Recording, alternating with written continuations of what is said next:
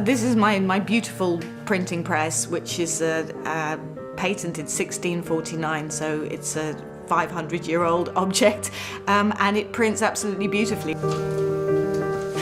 Block printing was the first kind of printmaking done in the 14th century, and still done by people like me. Artists' original prints are an original piece of art in their own right. So, for example, there are particular feelings that might be better expressed with a wood block or an etching or a lithographic wash. So for an artist, it's like speaking more than one language.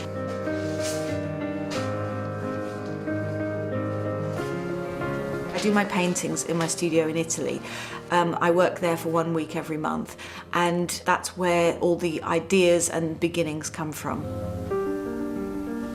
What I want to do is I want to celebrate ordinariness in everyday life. If I were in a prison cell somewhere, I would long for having breakfast with my family, not for a birthday party or a holiday. And so I suppose what I want to do is capture those very fleeting moments and celebrate them.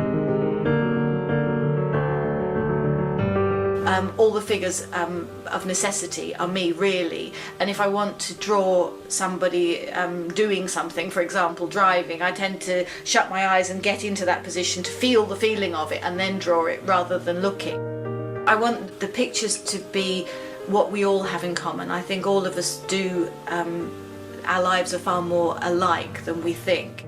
The viewer is incredibly important. I feel the person who's living with it is the other end of the communication.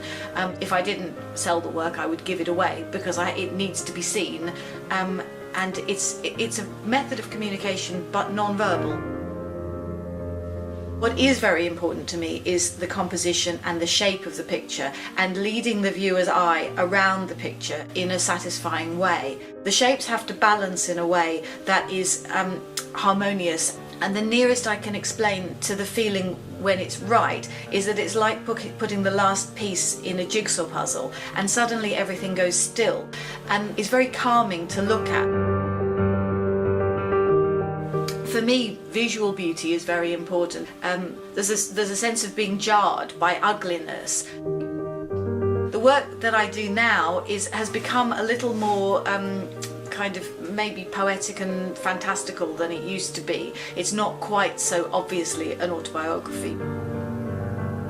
I did this painting I did last summer in Italy. I paint all day, I get up very early and paint, and at some point in the day I do a circular walk. So I walk through the fields and through a forest, and it's the same walk every day. The trees that I pass are so familiar to me because I've done the walk so many hundreds of times. They become a little bit like people themselves, or like friends, and the woman in the tree is actually the tree, I think. Pictures happen in the making of them, and then afterwards I see what they're about, and there is as much a surprise to me as they are to other people. It's like a dreaming state. It's almost daydreaming or being distracted a little bit so that things happen that are unintentional.